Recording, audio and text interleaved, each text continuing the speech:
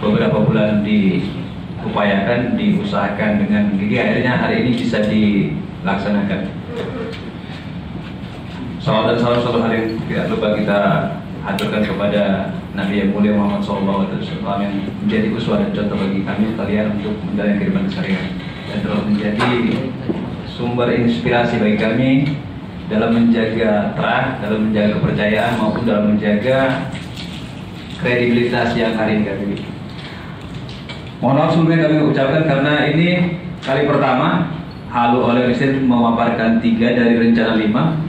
Namun dengan keterbatasan sumber daya yang kami miliki serta kontribusi dari seluruh kawan-kawan di Halu Institut, hari ini kami akan menampilkan potret singkat tentang pilkada di Kabupaten Muna, Kabupaten Wakatobi dan Kabupaten Konawe Selatan.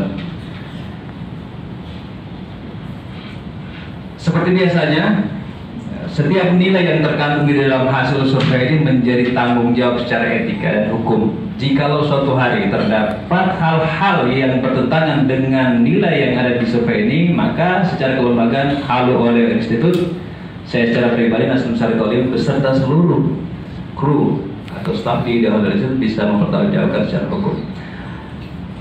Ini beberapa klien yang sudah pernah bekerjasama dan kita sudah pernah terlibat di dalam presentasi nilainya.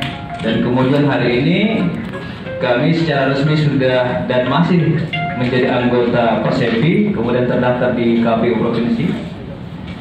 Kemudian ini juga dari KPUD Muna, kemudian juga KPUD Kabupaten Wakatobi, dan yang baru-baru kami peroleh itu dari KPUD Konawe Selatan.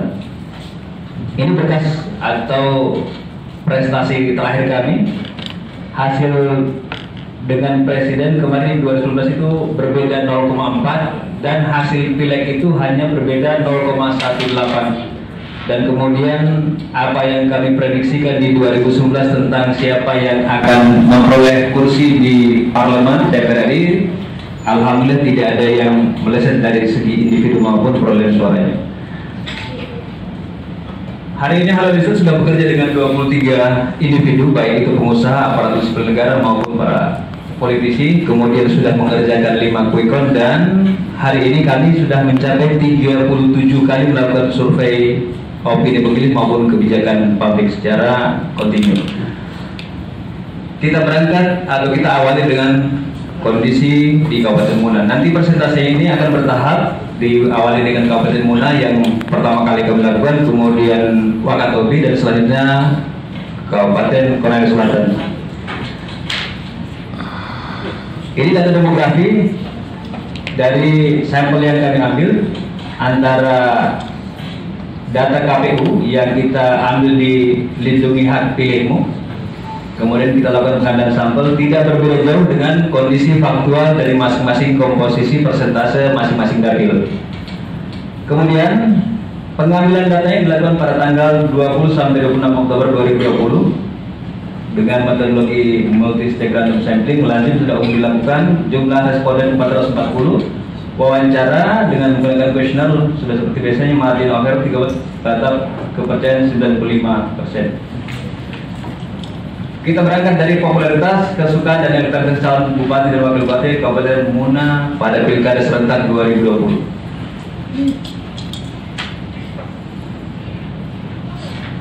Kalau ditanyakan masalah popularitas, 3 teratas itu sudah mencapai angka yang sangat tinggi. Dari Pak Rusman Emba, Pak Radin Tumada, Arab Pilih, dan terakhir itu ada Pak Bahrul Labuta. Namun 3 tokoh teratas ini karena ini alumni petarung di Kabupaten Muna, jadi popularitas sudah sangat tinggi. Ditambah dengan angka kesukaan yang ini dilebih oleh Pak Rusman Emba, mungkin karena beliau adalah seorang incumbent di Kabupaten Muna. Bagaimana dengan kondisi elektabilitas yang ada di Kabupaten Muna hari ini? Oleh Rusman Emba dan Bahrul Labuta itu memimpin telak dengan angka 62,7%. Unggul dari Pak Radin Tumada dan Haji Lapir dengan 31,1%. Tersisa swing voter mencapai 6,2%. Kemudian kalau kita telah lebih jauh lagi seperti melihat strong supporter atau pemilih militan yang dimiliki oleh kandidat ini, Rusman Emba dan Pak Bahar Labuta itu mengurusi di angka 47,5%, kemudian Pak LM Raja Tomada itu dan Haji Lapili 21,4%, kemudian swing voter masih tersisa 31,1%. Inilah nanti angka yang akan diperebutkan oleh kedua masing-masing kandidat ini setelah dilakukan survei minus 9 hari ke depan. Pertarungan tentu akan memperebutkan angka yang masih dikategorikan cukup besar. Kemudian kita lihat coba evaluasi incumbent. Ini untuk melihat sebenarnya di awal kami sampaikan tujuan survei ini adalah menakar kekuatan incumbent karena peristiwa di 2015 itu 5 dari 7 pilkada incumbentnya pada berjatuhan, gitu ya. Tidak bisa melanjutkan pada periode kedua. Nah, beberapa elemen tarif ini secara khusus kami petakan adalah bagaimana keberhasilan pemerintah daerahnya. 59,1 kalau kita akumulasikan sangat berhasil dan cukup berhasil, itu diperoleh di Kabupaten Muna. Artinya pemerintah Kabupaten Muna berhasil mengatasi berbagai persoalan yang ada di Kabupaten Muna sendiri. Kemudian bagaimana kepuasan terhadap kinerja incumbent? Ini memetakan secara khusus bagaimana kinerja LM Rusman Emba sebagai bupati di Kabupaten Muna. 64,1% menyatakan puas dengan kinerja LM Rusman Emba sebagai bupati di Kabupaten Muna. Kemudian apakah masyarakat Muna masih menginginkan untuk melanjut kepada periode kedua? 65,0% menyatakan menginginkan kembali LM Rusman Emba untuk lanjut ke periode selanjutnya. Kemudian kami mencoba melihat secara khusus ada beberapa isu yang kami anggap sangat berkaitan dengan incumbent saat ini. Yang pertama adalah bagaimana kualitas infrastruktur transportasi penyelenggaraan dan penyelenggaraan kesehatan. Ini yang menjadi nilai dasar dari seorang incumbent. Artinya patut kita lihat bagaimana progres infrastruktur transportasi dan penyelenggaraan pendidikan. Rata-rata di atas angka 50%. Kemudian isu yang terkait COVID juga kita petakan. Ini karena terkait dengan bagaimana pemerintah daerah bereaksi terhadap penanganan kasus COVID. Angkanya cukup fantastis di angka 83,9%. Ini kalau diakumulasikan antara nilai sangat puas dan cukup puas. Nah, kalau kita lihat tim mana yang banyak beraktivitas atau banyak berinteraksi dengan pemilih, masih Pak Rusman Emba memimpin dengan angka 55,5%. Diikuti oleh Pak Rajun Tumada 29,5%. Itu beberapa hal yang kita petakan. Kemudian secara umum juga kita melihat bagaimana money politik itu diperspektifkan oleh pemilih. 81,1% masyarakat menyatakan bahwa money politik tidak wajar dilakukan dan tidak dapat diterima karena merusak kemurnian pemilih. Kita lanjut kepada data hasil survei Kabupaten Wakatobi. Itu dinamika di Kabupaten Muna, kemudian kita pindah ke Kabupaten Wakatobi. Diawali dengan pengambilan sampel yang juga antara sampel dan nilai di masing-masing dapil ini tidak terlalu jauh berbeda. Kemudian di Kabupaten Wakatobi ini secara khusus kami ambil jumlah responden yang cukup besar karena 2015 kami pernah memprediksi kemenangan incumbent di tanggal 3 Desember. Tidak jauh berbeda dengan yang sama. Dengan banyaknya lembaga survei yang masuk ke Kabupaten Wakatobi dengan pola yang sama, makanya kami mencoba memperkecil atau memperbesar nilai dari sampelnya 880 orang. Tatap muka juga sama dengan 4,8 dan tingkat kepercayaan 95%. Kita lihat hasilnya seperti apa. Arhawi, Haliana, dan Ilmiah Tidaud merupakan tokoh-tokoh yang hampir sama dengan kapasitasnya Pak Raji Untumada maupun Pak Rusman Emba. Mereka sudah cukup tinggi, di atas 90%. Ditambah dengan tokoh baru, Hardin Laumol dengan angka 81,8%. Namun ini sudah dikatakan sangat tinggi untuk pilkada ke depan. Kemudian bagaimana tingkat elektabilitas yang dimiliki oleh dua pasangan calon di Wakatobi, Haji Arhawi dan Hardin Laumol memimpin 51,9% dan diikuti dengan Haliana dan Ilmiah Tidaud 42,7% dengan swing voter tersisa 5,4%. Kalau kita lakukan pendalaman lagi, bagaimana strong supporter yang dimiliki oleh masing-masing kandidat, Hajar Hawi dan Harin Lomo menyisakan 44,3%, kemudian Haliana dan Imiati Daud 33,5%, ditambah dengan swing voter yang masih cukup besar di angka 22,2%. Kemudian evaluasi incumbent terhadap tingkat keberhasilan pemerintah daerah, 52,5% menyatakan pemerintah Kabupaten Wakatobi berhasil dalam mengatasi berbagai persoalan yang ada di Kabupaten Wakatobi.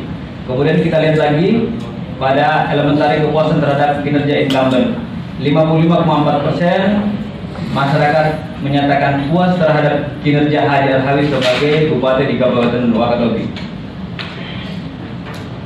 Selanjutnya kita lihat bagaimana masyarakat di Kabupaten Wakatobi apakah masih menghendaki Hajar Hawi ke periode kedua atau seperti apa. Angkanya 49,3% menyatakan menginginkan kembali.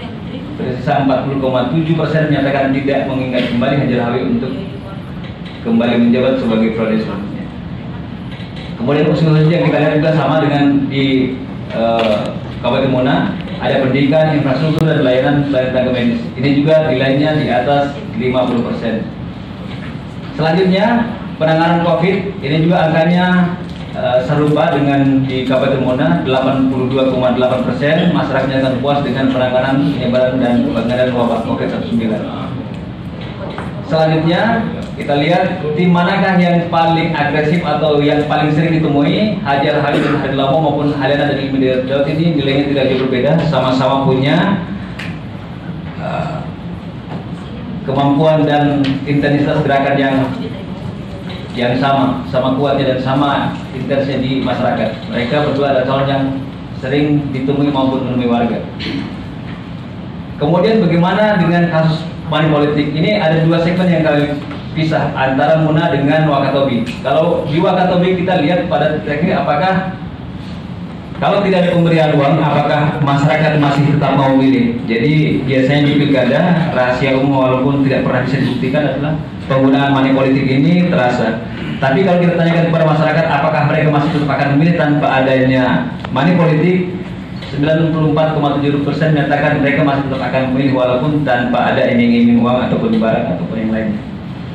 Kita pindah ke hasil survei Kabupaten Konawe Selatan. Dengan pola yang sama, pengambilan sampelnya ada 4 dapil, tidak jauh berbeda dengan apa yang kami lakukan antara data KPU dan kemudian sampel HI.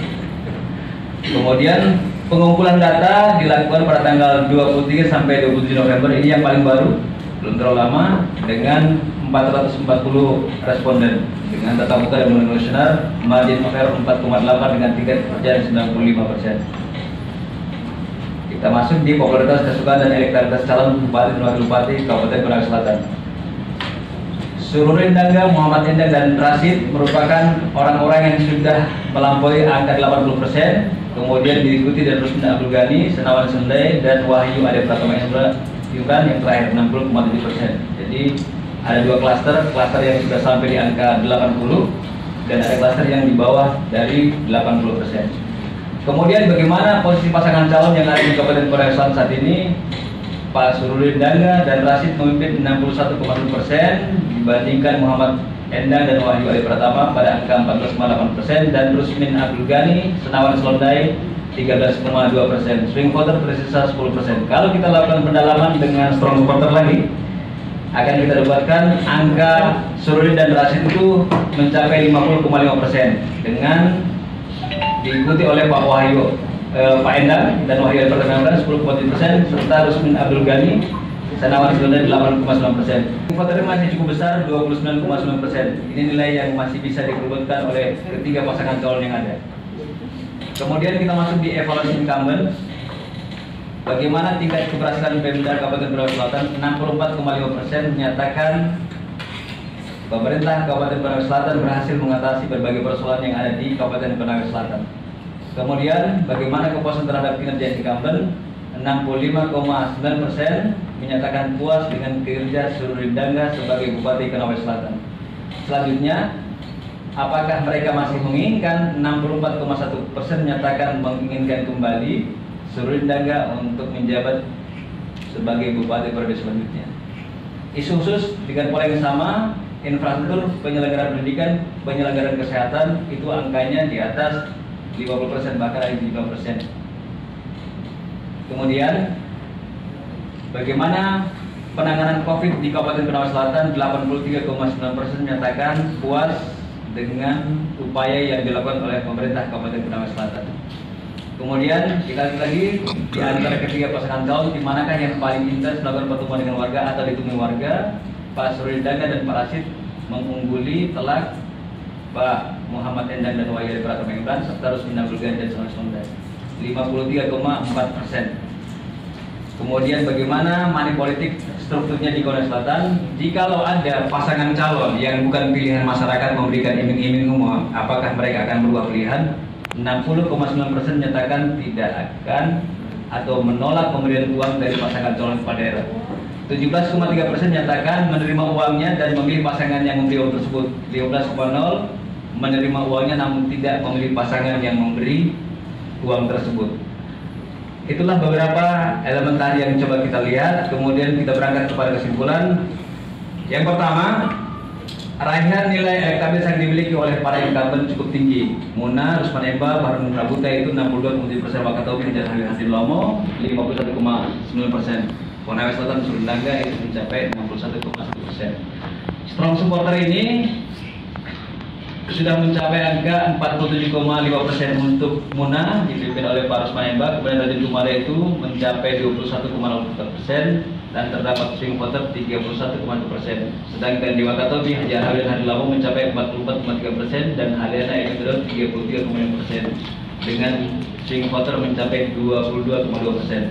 Strong supporter pada Pilkada Korea Selatan Surindaga mencapai 50,5%, Muhammad Endang Wahyu Pratama Imran mencapai 10,7% dan Rusmin Abdul Ghani dan Senawan Sonda mencapai 8,9% dengan nilai swing voter 29,9%. Tingkat keberhasilan Pemda, kepuasan terhadap kinerja incumbent, tingkat menginginkan incumbent, kualitas infrastruktur serta penanganan penyebaran COVID-19 yang cukup baik memberikan sentimen positif terhadap incumbent.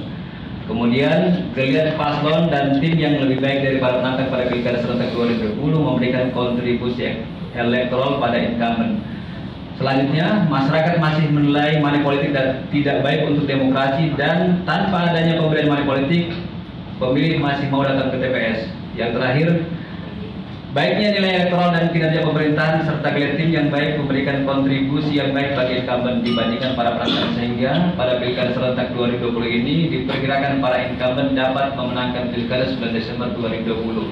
Hasil survei ini bukan merupakan hasil survei dari KPU atau hasil resmi dari KPU, semata-mata merupakan hasil telah atau prediksi yang bersumber dari metodologi multi-stake random sampling. Demikian yang bisa saya sampaikan. Mohon maaf kalau suaranya agak cepat. Ini cukup presentasinya banyak mengingat waktu. Siapa tahu ada yang ingin berdiskusi atau menyampaikan pertanyaan, saya persilakan kepada rekan-rekan wartawan. Terima kasih atas kesempatan. Silakan Mas Abra. Baik, demikianlah tadi paparan dari Direktur Eksekutif Dewan Institut. Selanjutnya mungkin kita buka sesi tanya jawab. Untuk sesi tanya jawab ini mungkin kami buka 3 sesi. Masing-masing sesi itu 3 pertanyaan. Bagi teman-teman rekan-rekan media yang ingin mengajukan pertanyaan, mohon untuk menyebutkan nama media dan nama. Pada rekan-rekan yang ingin mengajukan pertanyaan, tempat dan waktu saya persilakan.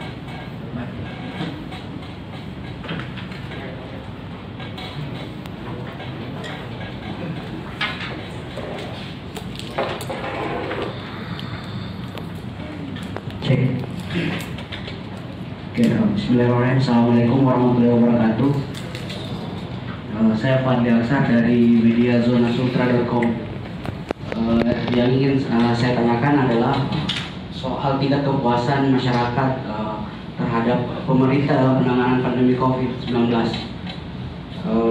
Apakah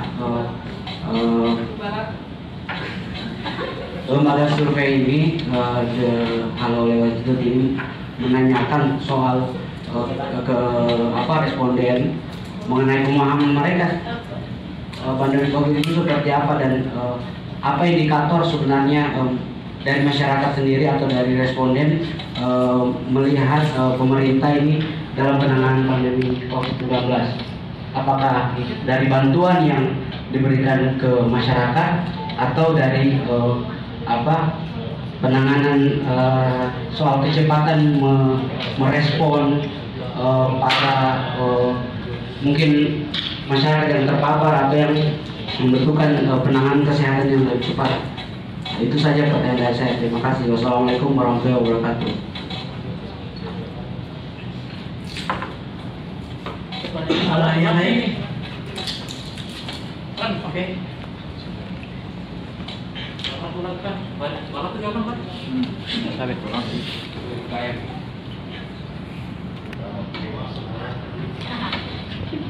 Terima kasih. Assalamualaikum warahmatullahi wabarakatuh. Saya Pandi dari inasultra.com. Yang saya ingin tanyakan tadi itu Wakatobi 880 sampelnya dengan jumlah penduduk sedikit, sementara Konawe Selatan dan Muna itu jumlah penduduknya itu sampai 100 dan 200 ribu pemilih, sementara sampelnya hanya 400 lebih. Bagaimana tingkat akurasi dan maksimalnya terhadap hasil survei ini? Karena ada perbedaan yang mencolok terkait dengan sampel. Terima kasih. Oke, yang terakhir pertanyaan untuk sesi pertama.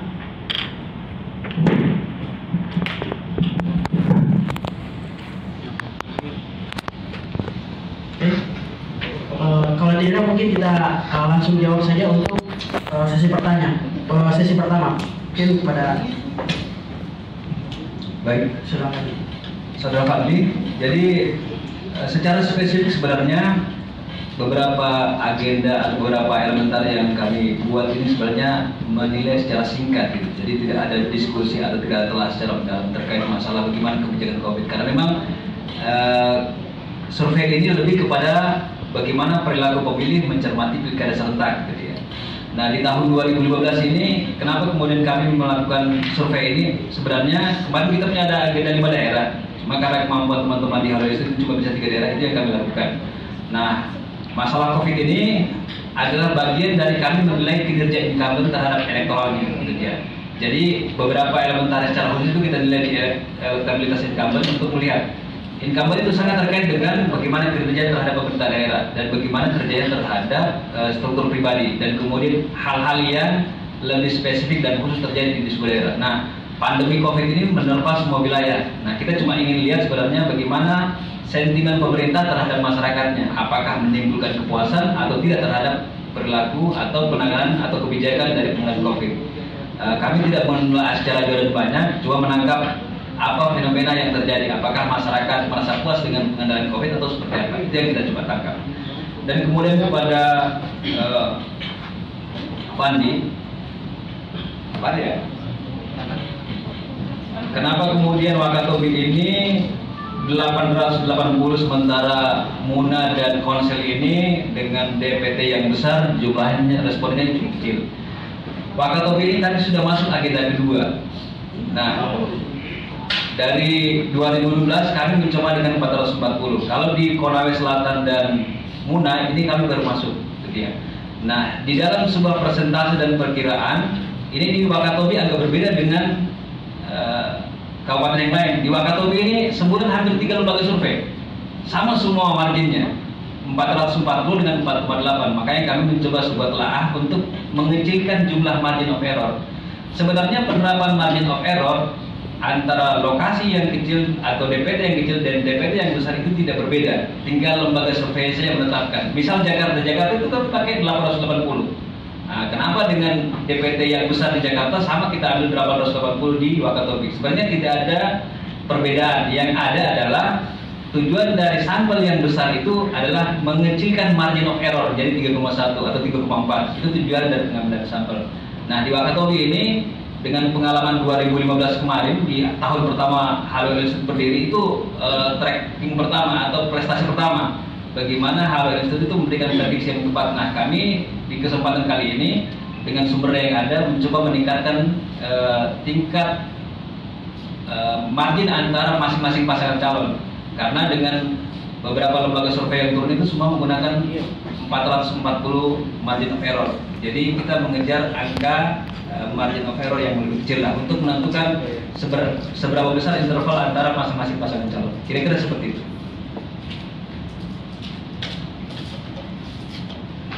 Oke, baik, kepada saudara Fadli tadi mungkin ada sanggahan atau apa, dan saudara Randi juga.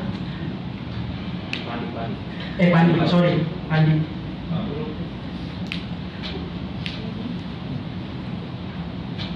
Oke, kalau tidak ada, mungkin kita lanjut ke sesi tanya jawab kedua. Untuk sesi tanya jawab kedua mungkin 3 pertanyaan kembali kita buka kepada rekan-rekan media. Saya persilakan. Atau kartu COVID ini?